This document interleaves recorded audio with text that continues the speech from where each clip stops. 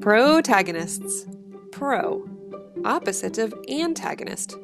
They're the main characters, the heroes, the narrator.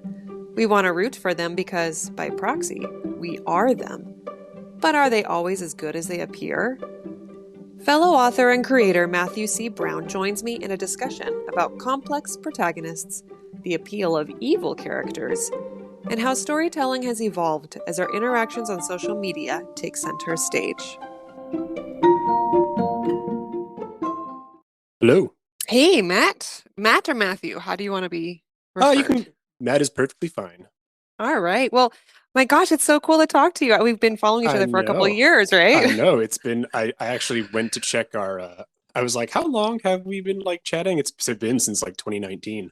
Crazy, right when we were And both in the query trenches. we were right in the middle of the query trenches. That's right. Yes, and so now we can both say that we are agented and now we're in the submission trenches. I know, which is it feels like more of the same, kind of. It really, I remember that when it dawned on me that once I got through the query trenches, I was like, oh, I'm doing this again. And then I'm Yeah. like, oh, that feeling. And in some way, and in some ways, it's more difficult. Yes, absolutely. So, okay, well, how about you share a little bit about yourself and some of your current projects? All right, sure. So my name is Matthew C. Brown, and I live just a little north of Boston, Massachusetts. I mostly write sci-fi fantasy novels. I currently have one book that is out on submission to editors and publishers. It is a sci-fi western that has been pitched as if The Mandalorian had a dash of velociraptors, a la Hmm, Jurassic Park. nice. Nice. And I remember reading that when you first pitched it, because that's where we met, was on a pitch event. yes, it was because I think at the time you were also pitching a kind of western-ish themed Hmm. fantasy book, and I was just Yes. like, oh, someone else. Yeah, yeah, exactly. But I loved your idea of combining it with velociraptors just because it's so absurd, but in such a great way. That was kind of the idea is like, how can I make something very absurd, but also like when you read it, it's like, oh, like this genuinely works. Yeah, absolutely. And you and I also connected over a shared editor, right? Leslie Hinson. We We got to work with her. did, yes, the lovely Leslie, yes, because I remember I had, uh, I'd gone over a bunch of different rejections from agents, and I'd edited the book maybe once or twice at that point, and I was thinking, like I don't know if I should just hang it up or and try writing a new book, and I thought, well, uh, Vicky got signed and she had hired an editor, so why not give that a shot? And it was probably the best decision I ever made. Absolutely. I feel very lucky that she was my first experience with an Oh yeah. editor, and I've asked her to be on a future episode. So Oh, people that's will get a great. chance. Yeah, we've just selected her topic. I'm really excited to chat with her as well and kind of get her out there with the writing community. So I'm sorry, carry on with your project list. Yeah, I was just gonna say I have one other book, completely different from the first, that I'm working on right now with a round of revisions, and that's more of a standalone ensemble fantasy. Have you talked with your agent about that one yet? Yes, he knows that I'm working on it, and it's just kind of like an open-ended kind of thing at the moment. Hmm. I'm hoping to get it to him by the end of this month, but life gets in the way, and then I just realized like, oh, this part of the book needs a whole lot more work than I originally thought. So, but Yeah, no pressure there. it's a process. I'm jealous of you because I wish I was there. Work in progress. I think this past couple of years I've been in a black hole of just this project, and the reason why I wanted to create this podcast and talk to people like you is to just get myself out of that and rejuvenate again. But it's just when you tell me you're like I'm in the revisions mode, I'm like, oh, one day I'll be there. Yeah, I mean, it took a while to get to that point because I was kind of the same as you. After I finished the sci-fi western and I was pitching it, and for a long time afterward, I was really trying to work on other things, and it just nothing was really sticking to the wall. And I acknowledge now some of that part of that was just life stuff happening. Hmm. But then I was just getting so frustrated. I thought maybe I only had one book in me. Uh, and then the fantasy was the first book that I finished uh, since the Western. And so I was like, oh, geez, okay, so I can do this. So That's great. That's a it was great kind of a feeling. relief. Yeah, yeah. Yeah, especially because the process of even getting an agent in the first place, it feels like lightning has to strike in the right spot, and now you're being asked to do it again. So it's Yeah, intimidating. it is. Okay, so and then you're also working on a follow-up, right? Your Western? Yes, I do actually. Yes, I have this. I have a sequel to it. It is the rough draft is finished, and it's just kind of marinating for a while until I'm ready to actually look at it because that thing took me. I tried to start that immediately after finishing the first book, which was maybe not a great idea, and I struggled with that on and off for I don't know, like 3.5 years. Oh, wow. Yeah, I know it took me so long, and it's just like everything about this is terrible, and I don't know where it's going, and it's not working out as easily as the first book. But then finally, late last year, I was kind of reading it over, and it's like, all right, I'm gonna finish this. I don't care what it looks like. I don't care how bad it is. I just need to get it all out onto paper, and finally did it. And then I just put it away, and I'm not gonna look at it until I'm ready to look at it. But it is done. And that's a really good approach to take, getting just going straight forward. It's like you're pushing your way through a blizzard, eyes forward. And as long as you can just get through it, then you at least have something you can edit later. Yep, exactly. And edit everything can be fixed in post. Exactly. So then you've had your fair share of different kinds of stories, whether it's your original Western, your fantasy, or a follow-up, which can be so challenging too, because you don't want to write the same book twice, but you want to expand on your existing world. So you've had your fair share of writing protagonists. Oh yeah. So that's what this episode is about. We're looking at the complexity of protagonists, both obviously good protagonists, obviously bad protagonists, and some that surprise you. So how about you share some of your favorite protagonists in general? So I'm just fresh off of finishing the book Rhythm of War by Brandon Sanderson. It's the fourth in his Stormlight Archive series. The really big, like 130,000 pages, whatever it is.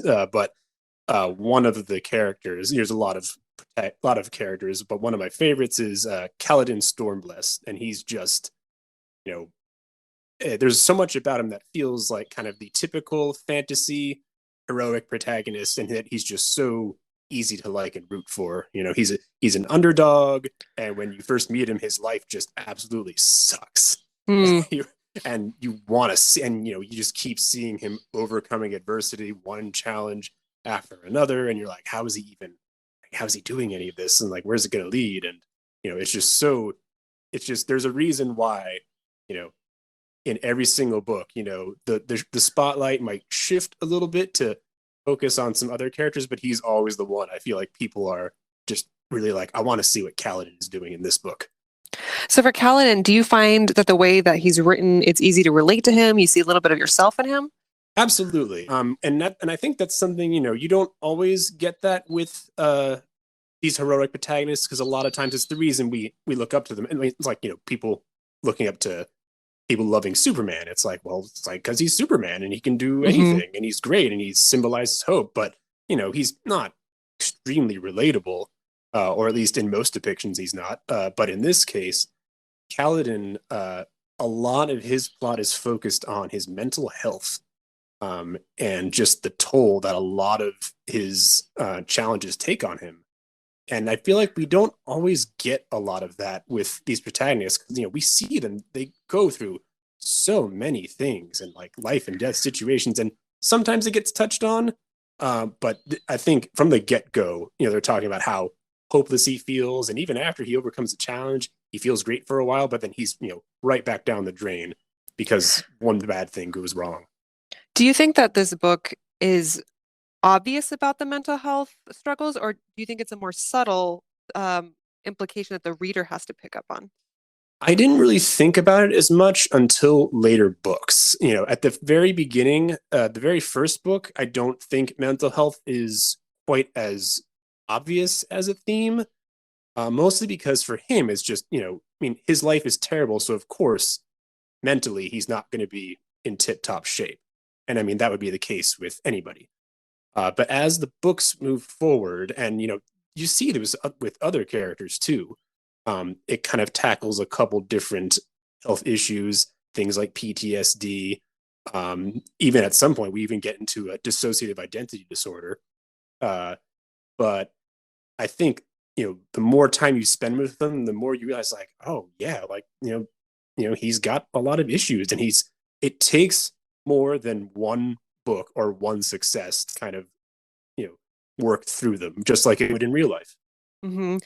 I have a book series that I relate to a lot for that very same reason.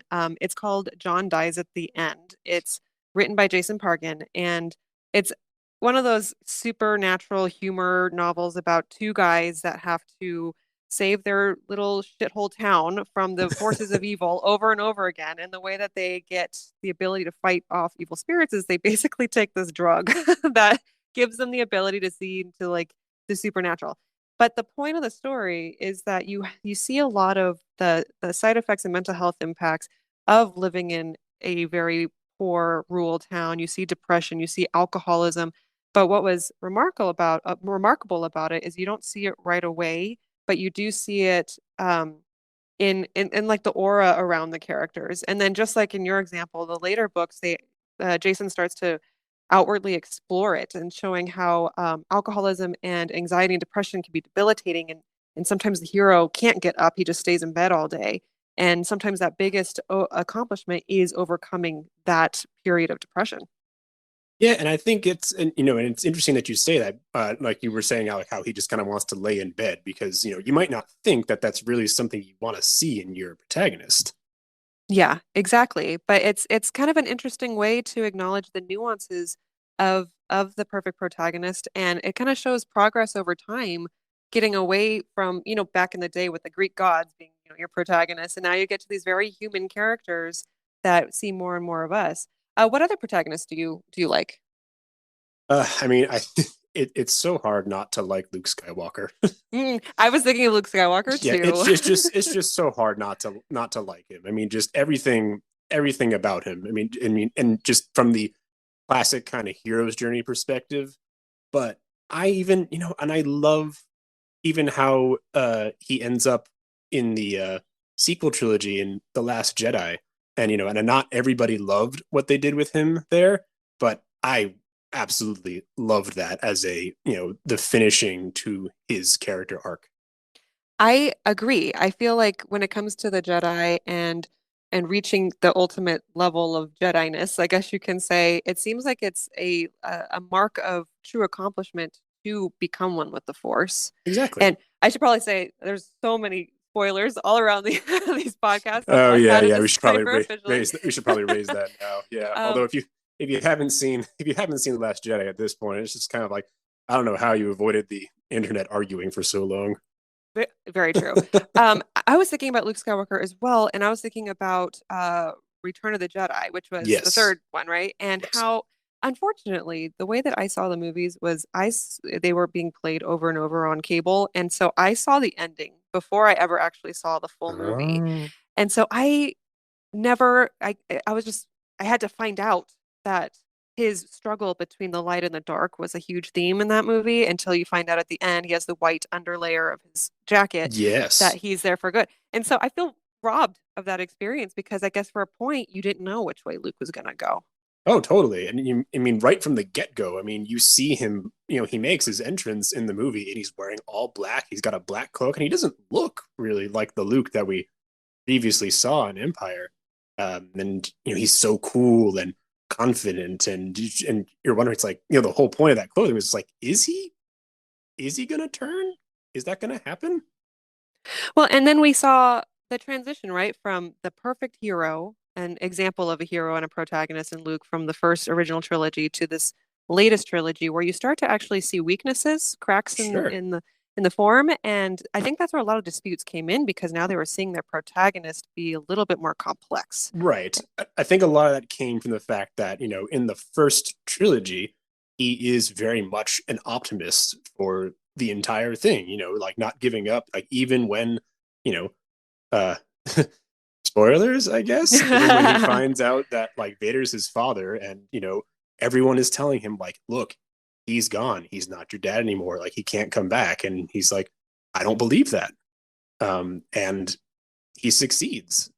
So like, that's like the ultimate mark of an optimist. So when people were like, well, then how could he like suddenly like not be an optimist? And I was like, well, people things can change in 30 years, man. Like people were Yeah. not always the same after like 3 decades passed by.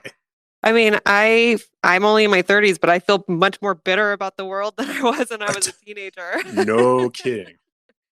Okay, so let's see. I have listed a couple of my favorite protagonists as well. I listed some that I felt were really good model examples for women. I Sure. really enjoyed Nomi in American Gothic, where in times where women were powerless, politically, socially, I like being able to see these female characters overcome and assert themselves. Was a very interesting book. I'm sorry, I might have misspoken. I wrote American Gothic in my notes. It is Mexican Gothic. She goes up against a racist family who believed in eugenics, which was, a terrible belief system about one race being superior to another. And so, not only is she a woman in this circumstance, but she's overcoming this kind of conflict. And I thought she just showed a great example of a strong female woman. And then my other example that I really like to talk about was a really good pairing between male and female characters. It's not a book, it's a movie. It's The Mummy from 1999 with Oh, Evelyn and Rick O'Connell. I thought they were such a great example of how these two characters can bounce off of each other, their strengths, a very positive male-female partnership. my wife is going to be so happy when she listens to this episode and hears the example you just gave. That is like her favorite movie. It's such a good movie, It and just and really I feel is. like it's continued to do really well, today when you watch it and just the themes and all those things. So Oh, of course. okay, so then we've talked about protagonists. We've given some good examples about it. We started kind of going into how areas of gray start to enter as protagonistic stories, progress. But what would you say the purpose of the duality of protagonist and antagonist serve in a story? I think, well, the most obvious thing, um, the duality is just, you have opposing forces. Usually, in any context, a protagonist or an antagonist doesn't matter, which one is the hero or villain, so to speak, but they are opposing each other to some degree, and uh, the whole point of the story is usually you have a person you're following. They want something. That's the easiest way to get someone to root for your characters. That they want something. They want it really badly. So you got to do. You have someone who either wants to prevent them from doing that or wants something that runs completely opposite of what the protagonist wants. So then it's an interesting perspective of the protagonist viewpoint versus the antagonist viewpoint, and the assumption that we might be making that, oh, the protagonist, the pro, is wanting something good, and therefore the antagonist is probably going for something bad. Exactly. Okay, so then what do you think is more important when you are writing the story? Is it the author's intentions of the characters or the reader's interpretation? It's a really difficult question because I think a lot of it really just depends on context. There's just some things that, I think as a writer, you can go into something having a certain intention, but it can be difficult because, a lot of times when you're putting it down on paper, you don't have everything fully formed. I think, especially with characters, you can't have everything fully formed when you start writing. I think, depending on how your style is, like if you like to outline or if you kind of just, if you're a gardener, just write everything without planning. Uh, Even if you wanted to plan out every single thing that happens in the story, everything that happens beginning, middle, end. I think it's hard to really get everything with your character right off the bat, like because they're not these static things. They're the things that you might develop over time, and you realize later in your writing, like, oh, I didn't realize this, and that might Hmm. change your intention as you're writing.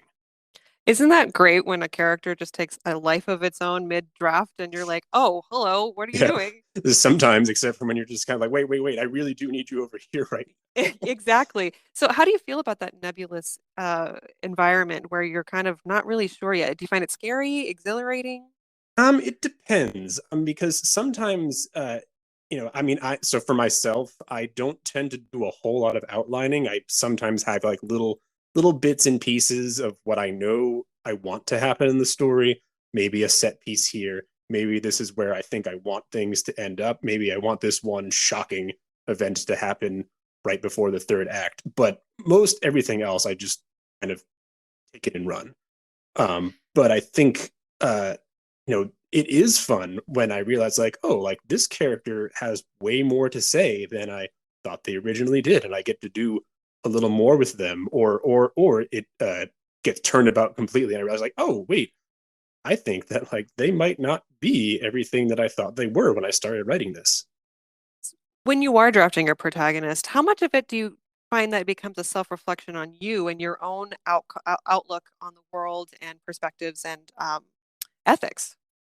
I think in some cases it does. I think it's just because I haven't really written a protagonist yet that goes completely against like my perspectives. I've written POV characters that are obviously more villainous, and that's a whole other case. But like in the first book I wrote, like my protagonist, her name is Willa, and she's very she's this sense of justice and like how things should be, like what is right and what is wrong, like, and seeing it at face value.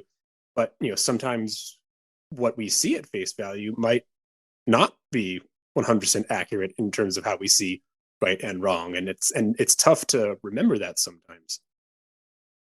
So then in the challenge of creating an evil protagonist, how much do you think the goal is to create a narrative where their evil perspective is convincing in order for them to be the protagonist? In order for the villain to be the protagonist. Yeah, if the protagonist is not a good person, is that the challenge Yeah. then? I don't think. I don't think it's tough because I think you can simultaneously acknowledge that a person or that your character is not a good person, but depending on the agency of the character, you still want to see, what they're gonna do, and you care about what happens to them. And I think that's like above all else. If you care what the character is doing, and you are wondering about how they're going to succeed, if they're going to succeed, it doesn't really matter if they're bad or I like to think a lot about Thanos, not. and Oh if I had yes. if I had to write his as if he was the hero of his own story, but clearly what he's doing is pretty messed up. How would you approach him if he was your protagonist and his overall philosophy, no matter how evil it is? I think well, so I think that really like Infinity War really is the Thanos movie. Like he goes on a hero's journey for that whole movie. It starts with him, like his goal is I am setting out to try and however misguided you think his ideal is, like I have a goal and it involves quote unquote saving the universe. I Hmm. have to collect all these MacGuffins, and I have to face challenges along the way. He has to make a sacrifice, and it is a pretty big sacrifice. He has to sacrifice his adoptive daughter. Hmm. And then he does that. He faces a final challenge. He succeeds, and then he goes home. That's a great analysis. I definitely see where you're coming from there. I never saw it that way. Now it kind of makes me question any opportunity where there's a villain in a story and being able to flip the script on it a little bit and seeing what it looks like from the other person's perspective. Because Infinity War, of course, is being told from the Avengers' perspective. But meanwhile, you're right, the hero's journey is reflected in Thanos. That's great. Okay, so then when you develop your protagonist, where do you typically start, and what relationship do you want them to have with the reader? First and foremost, I want the reader to care about them, but I also want them to know that you know, that uh, they're not capable of necessarily winning every situation.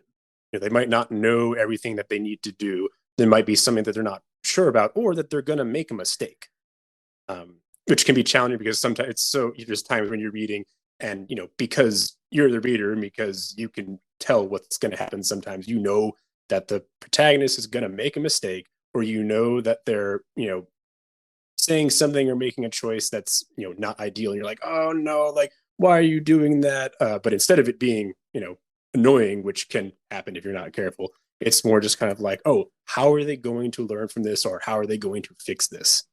Do you like to squirm a little bit when they read these interactions? Sometimes it depends on what they're talking about, or who they're dealing with. it is kind of funny when like you put them in a situation. It's just a little bit. It's just awkward enough that you're just kind of like, oh, like you're burying your hands. Like I can't watch this, but I'm watching between my Oh, fingers because I want to know what happens.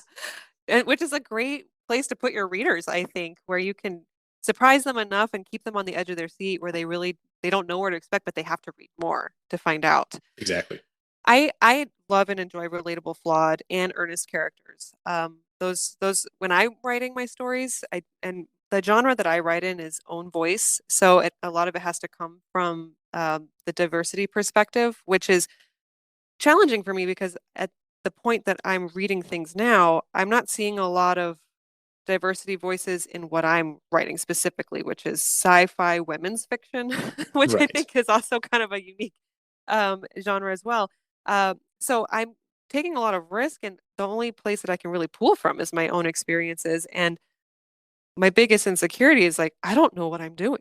And the best thing I could do is, well, my protagonists don't know what they're doing either. And maybe the best way to approach this is it's well known and the reader knows. And now we're in this together, and it's an adventure. I'm also the mother of two daughters, and I want my daughters to grow up and read stories knowing that mistakes happen and that no one's perfect. And ultimately it's about how you overcome challenges. Do you feel like you ever? So do you feel like you kind of sometimes write for your daughters in a way? I find that in the my story subjects have a lot to do with women's relationships. So my book that's currently on submission is about a mother and daughter who are estranged and they have to figure out how to survive this supernatural, alien invasion thing. And as I'm working my way through that dynamic, I'm learning a lot from my own relationship with my girls. And it feeds into each other a lot. And because I'm exploring these female relationships, I'm taking what I'm learning in real life and applying them. But at the same time, I'm also learning from my characters because I'm not in these supernatural circumstances, but you can kind of see how things you kind of learn from each other, whether it's therapy or overcoming conflict, how that can be translated to something super absurd. Because in the end, it's all about how do you maintain positive relationships? How do you grow together?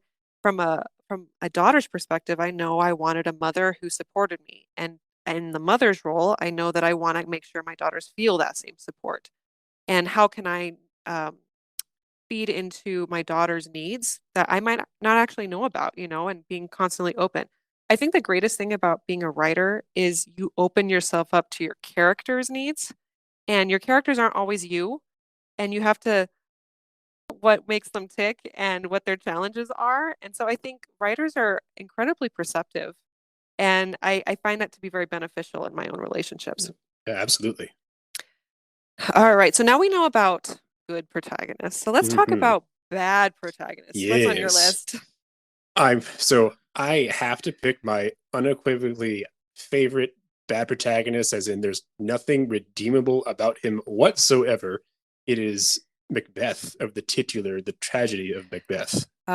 Did you see the latest movie that came I out? did, yes, because I anytime anyone is doing anything with Macbeth, I gotta watch it. Okay, so tell me your analysis on what makes him such a good protagonist. So, I mean, so first of all, it's the fact that a lot of the play is centered around his ambition, and do the ends justify the means kind of thing. I mean, it literally starts like we're literally told about him before we meet him, and he's this hero. He's like single-handedly won this war against this rebellious Thane, and he's great. He's great. Everyone loves him, and he shows up, and then the Witcher's kind of like, "Hey, like you're gonna be king," and he's like, "Huh? Oh, I never thought about that." And then it just all goes downhill from there. And and then just it's just one thing after the next. He and I know a lot of people like to talk about Lady Macbeth, and she is of course a fantastic character, and she is a villainess in her own right, but she's really only her biggest thing is the fact that she's pushing him to murder Duncan when he's kind of expressing doubt, which is something that you would see in your protagonist when they're just like they're about to kind of take the leap, on their journey. And that's what he has. He's about to take the leap, and he's like, I don't know, I'm not sure about this. And she's like, what's wrong with you? Like, just grow a pair and go stab him. So is Macbeth a character that could have been that could balance between a bad character and a good character just based off of opportunities and where he could choose to change? I think a lot of that depends. It's really complex with Shakespeare because different interpretations and depictions of the character can put a lot of different flavor and make you see them in very different lights. Because I would say, so for example, the newest one with Denzel Washington, he is very much a classic depiction of Macbeth, where it's just he he decides to kill Duncan, and from there on, it's just him trying to secure his position as king, does not want to lose power, and like just very classic murderous evil protagonist thing. There's Wait, another version. Sorry, keep going. no, I was just gonna say, does the characterization of Macbeth give you ideas on how you would want to formulate or um, make complicated a protagonist character yourself? Sometimes I think sometimes it depends on just how you want to tinker with them. A lot of it, I think, motivation is a big thing here because in the if you're looking at the play at face value, like what's his motivation to become king? It's like just he wants power. It's like okay, that's something that I think most villains, regardless of whether they're the protagonist or antagonist, can want. They want power. I mean, I would say even like a hero, like don't they always want to kind of become powerful for one reason or another, you know, even if it's for a quote unquote good reason. That's Um, a good point. yeah. There's another version of Macbeth starring Michael Fassbender, and in that version, Macbeth is more of this kind of broken kind of person even before the movie starts. It is implied in the play because Macbeth and Lady Macbeth are childless. And they kind of make references every now and then to them being childless, but they don't go too deep into it. In this particular version, the Fassbender version, the film starts with them burying a stillborn child, uh, which is not included in the original play. But that puts a whole new perspective on motivations of these characters. Interesting. So Because they come from a place of hurt. yeah, it comes from a place of and it's extremely relatable, which is it's way more relatable than just the want to rise to power. Because I think anyone who has ever lost a child or suffered loss in general, but I think in this particular case, losing a child is a particular kind of hurt that no one should ever have to experience. But you know, you feel bad for anybody that would lose their child, and so when you see him going about all these things he's doing, like it doesn't necessarily make it okay, of course, because murdering people like isn't okay regardless of what's happening to you, but it does kind of change the character a little bit because he's already in such a broken state, clearly like suffering depression, and you know watching him go about this business, you from the get-go what it is fueled by, and it's not just this ambition for power kind of thing. That makes for a really good transition for now protagonists that aren't just necessarily bad. In fact, they could be good, but there's nuance to them now. And in this case, we know Macbeth is supposed to have dark intentions, but with this new color added to the storyline and making it his story, to him, he could be the hero of his own show. Meanwhile, he's the villain to others. So, Yep. are there any other characters that you can think of that were presented as positive, good people, but then once you step back and looked at them, you're like, I'm kind of questioning this. Maybe they're not so Yes. good. So that's another classic example for me. It's Victor Frankenstein. Okay. And a lot of it has to do with kind of just a lot of it is you're dealing with a lot of the lens of Frankenstein as being like it has been the subject of many a monster films, and it's like the Frankenstein monster, and just it's like monster, like Hmm. what it's the monster, and he's killing people, and you know, I think the key thing with that makes Victor so complex is that so obviously he goes about creating the monster, and that's the insane event is that he is able to bring it to life, and then he's immediately like, oh man, shit, this was a terrible idea, and he just pieces out of there and leaves the creature to fend for itself. Um, but the thing is, like, that doesn't automatically make him good or bad because heroes make, or I should say, protagonists make mistakes all the time, and a lot of times they make a mistake that is the inciting event. Like they mess something up, and then they're like, "Oh man, like I gotta fix it." And but in this case, Victor does not fix it, and I think that's what makes him as you know more of a bad protagonist because he spends the whole book just shirking responsibility for this thing he's created, and he's given multiple opportunities to try and fix it, and he just does not do it. The idea that there's a monster, but who's really the monster? Exactly, classic cyclical in nature kind of thing. And a lot of that has to do with the fact because it's like, yeah, the creature does murder people, but a lot of it's because like it doesn't really understand. It's literally just been brought to life. Doesn't really understand what's going on. Doesn't understand why people are running away from it in terror until it takes a look to a body of water. And it's like, oh man, I look like shit. Like man, I would run for me. Oh my god.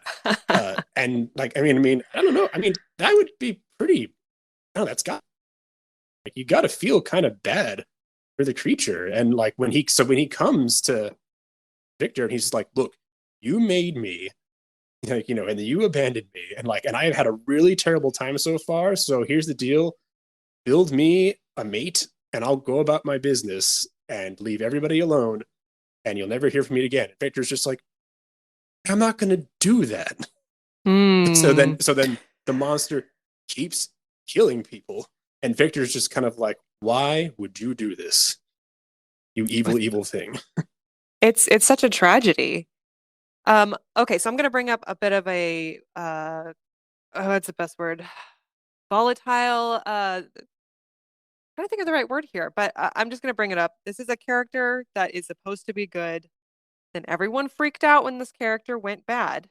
Hmm. But my question is, were they always bad?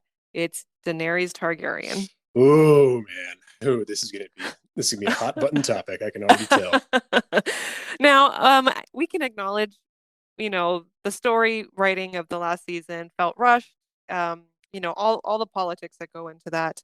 I'm curious about, have you read the books, I first of have. all? I'm all caught up on the books. I've read the books a while ago, and I've read analysis on Daenerys' character, and I know that before it became a show, there was already discourse over Daenerys' character in the message boards, whether or not she was truly a good or bad character based off of the conditions of her upbringing. What are Right. your thoughts?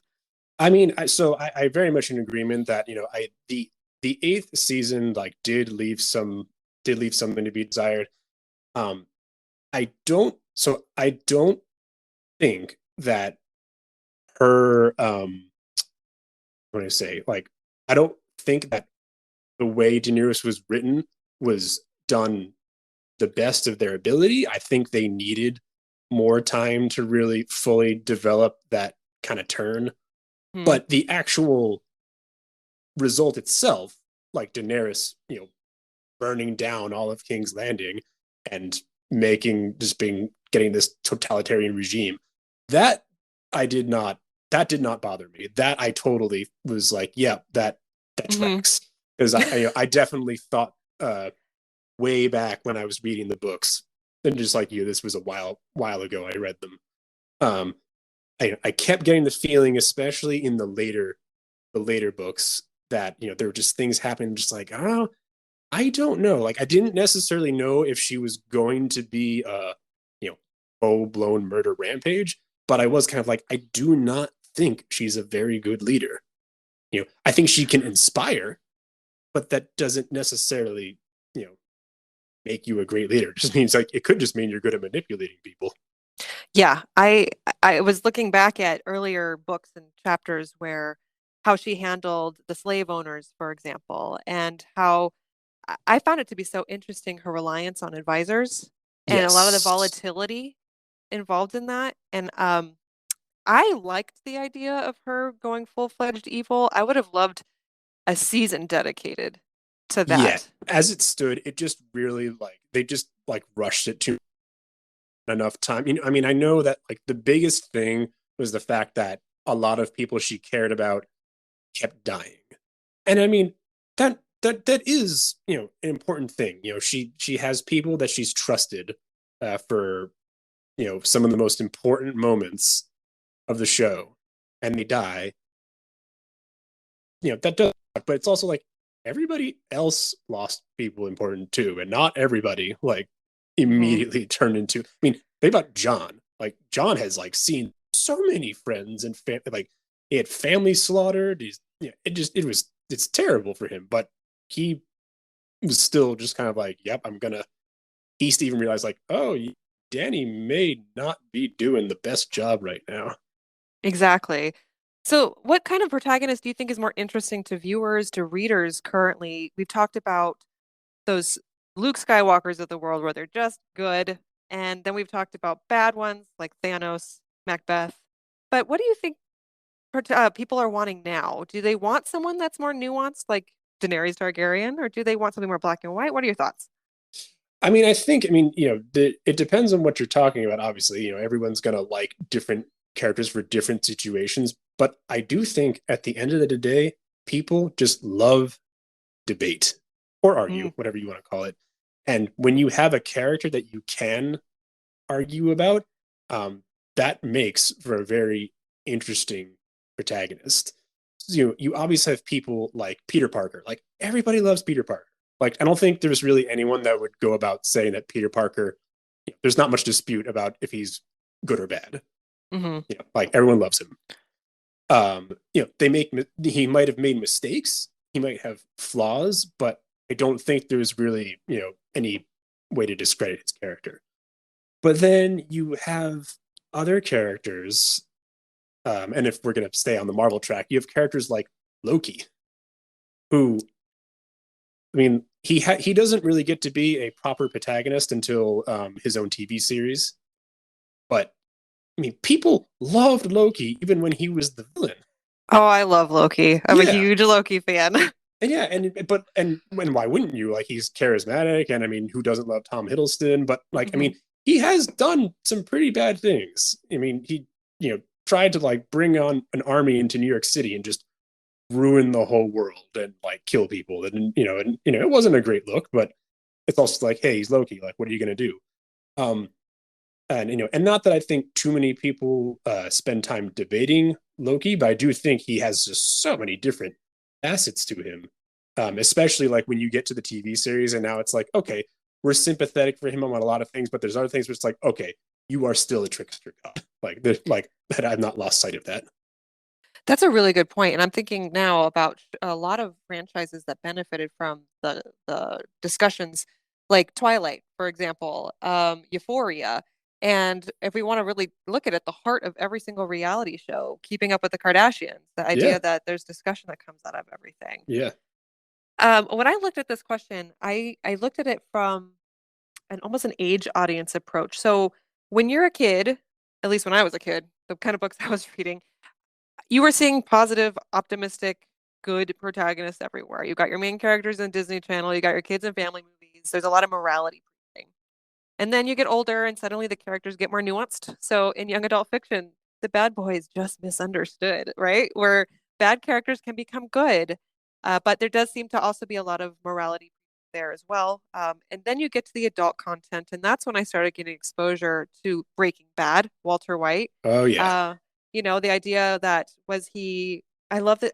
It just dawned on me. I'm so stupid. Walter White, the symbolism of Yep, being a yep. good guy, a teacher, and then he turns into the villain. He is the villain of the story. He is. Um, but it's like, was he bad the whole time, or was there that transition, or was he just becoming more of himself? The Dexter storyline where he good because he's a murderer killing other murderers, or is he just bad? Like, there's no other way to look at it. The So, thing, sorry, no, no, go ahead. the fun thing about Walter White that I always like to point out is, you know, a lot of fans, the show like talk about how much they like hate his wife. Um and like there's like, man, she's such a bitch like all the time. And it's like, buddy, like you're rooting for a guy who cooks meth. Like, and you're telling her that, like, I mean, it's like, yeah, like she's maybe like, yeah, she does some things in the show that like I'm just kind of like, like I don't know, like wasn't such a great idea. But like, is she really a bad person? Is she really as bad as Walt? Isn't that amazing how And like, and but the they storyline twists you into thinking that? exactly, and it's because Walt's the protagonist. So, like, and it's kind of what I was saying earlier. It's like because Walter wants to do these things, he has all these wants and these things he's trying to accomplish, and she gets in the way of a lot of that. So it's like, yeah, we're kind of like geared to be like, ah, oh, damn it, like she found out about this, and it's just kind of like, yeah, but she's not doing anything wrong. How much do you think was deliberate, like tone control, scripting? How much of it do you think they wanted us to not like her as much as possible because they were feeding into that narrative? I mean, I think they had to have been known what they were doing because she kind of fits, especially early on, she kind of fits into this like nagging wife kind of stereotype, especially early on. And it's especially hard when it's like, he's like, when Walt can't really connect with her when he first is like, going through the cancer diagnosis and stuff like that. And, she's just kind of off in her own little world, and all she cares about is that she's pregnant and la la la. So we're already having a disconnect because Walter has the disconnect. So I do Oh, think, and yeah, exactly. So I think that, she certainly was meant to be depicted a specific way. I just think over time, fans, of course, the more invested they get in the show, the more they care about Walter and like see him succeed. And the more and more, no matter what she does, it's going to be like, why does she keep screwing everything up? that's so, and I feel like you're seeing more stories like that now where things are so nuanced. So, for example, retellings of classic stories. This is Oh a, yeah, this is more family friendly, I guess you could say. But Once Upon a Time, the TV show, that huge hit on ABC, they made Red Riding Hood the wolf, and I they didn't even started know that. saying, Wow.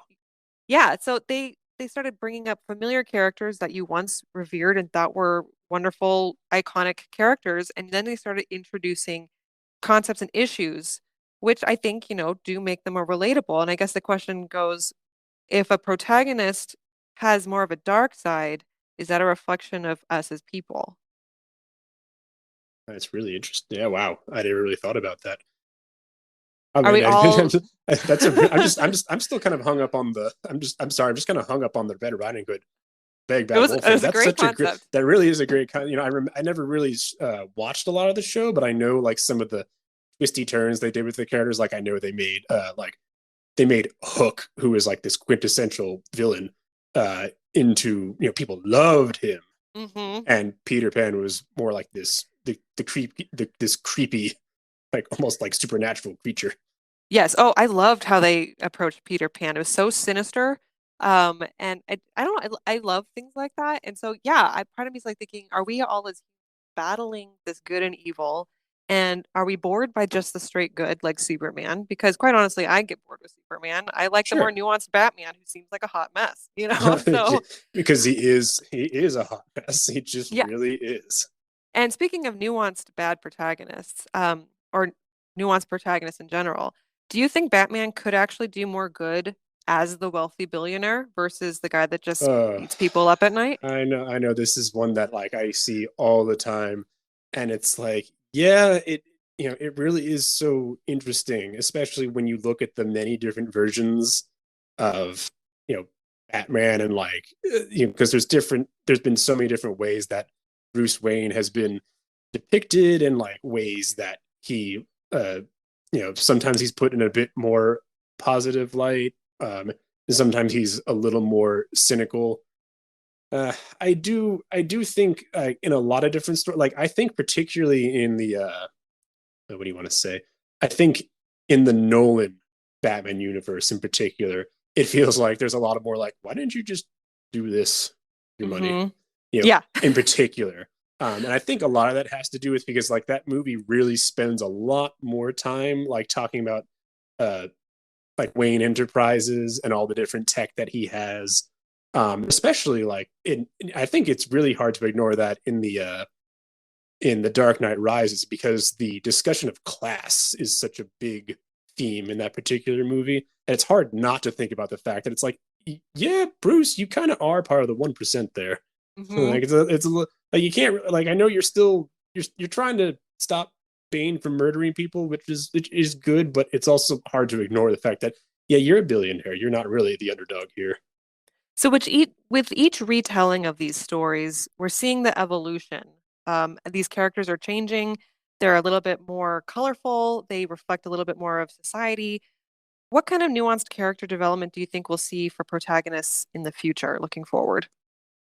I think that I was thinking about this, and I actually ended up kind of going back towards like the mental health trauma recovery themes that I mentioned earlier.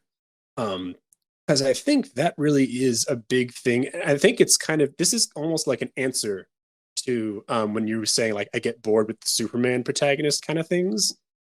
Because like they are like they kind of are a little too stoic, and the only real a lot of their problems are external.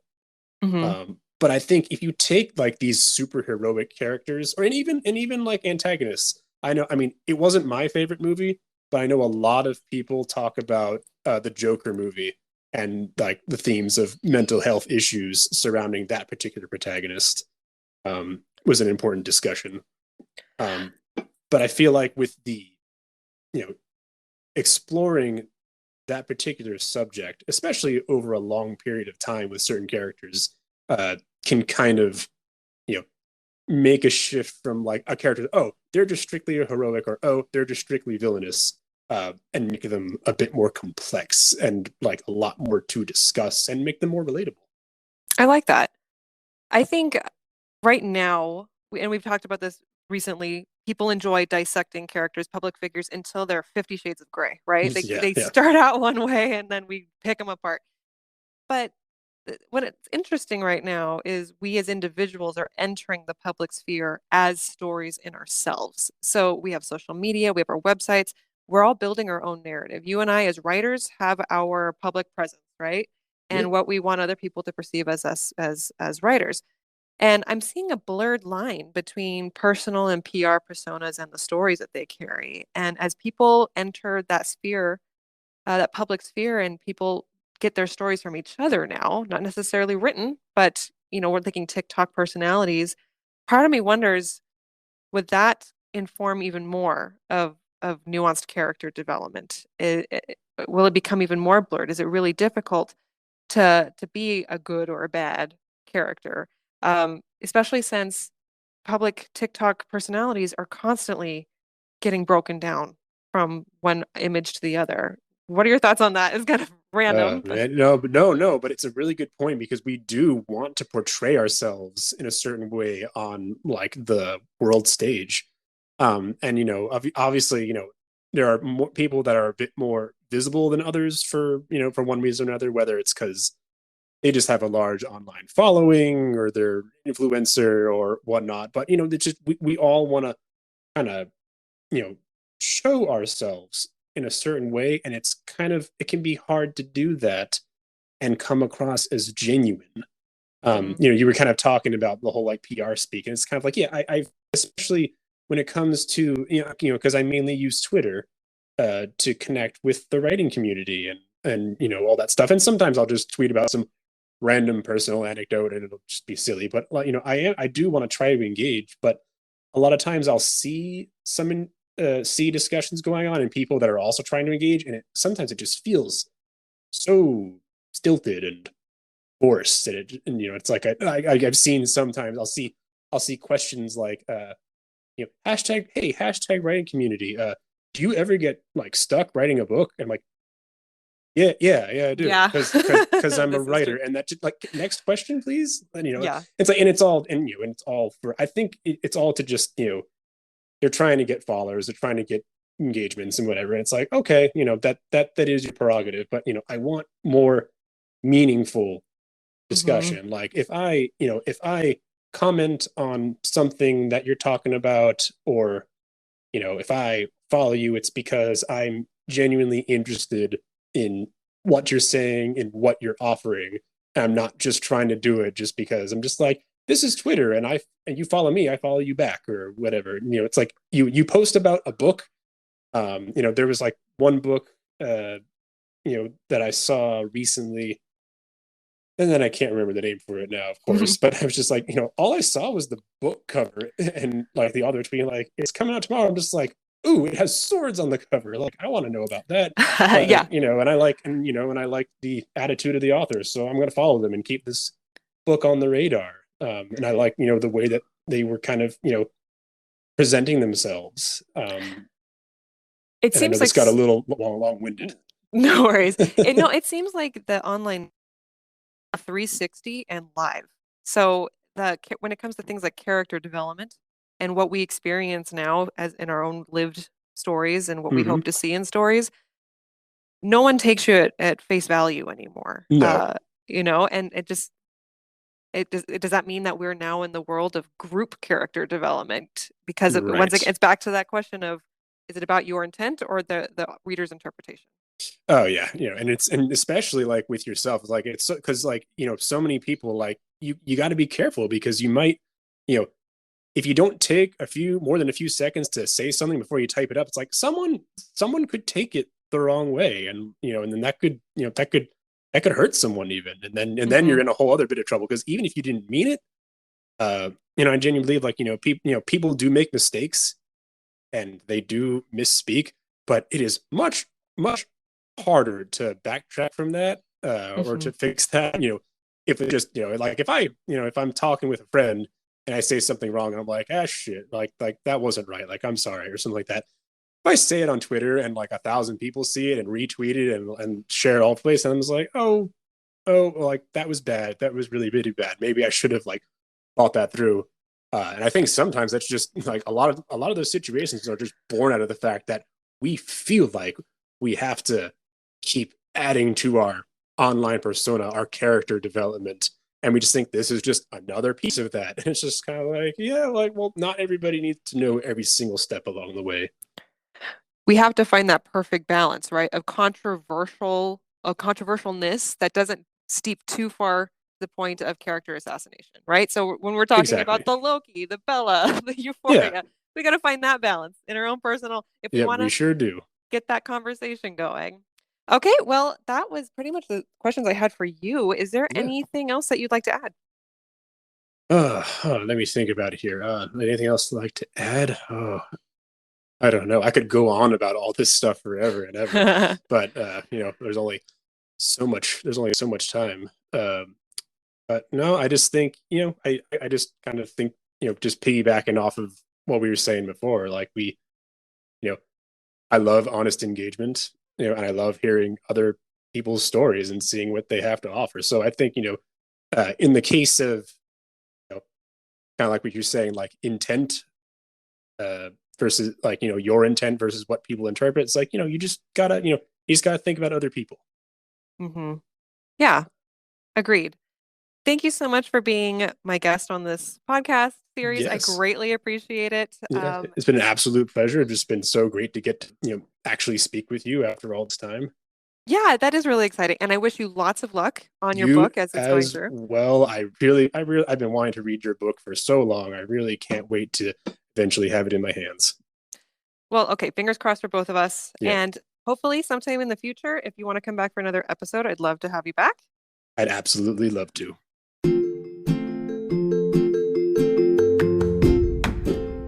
Speculative Sandbox is a volunteer-run podcast that relies on the collaboration of fellow creators like yourselves. Join the conversation by following us on Twitter and Instagram. Interested in being in a future episode? Email speculativesandbox@gmail.com.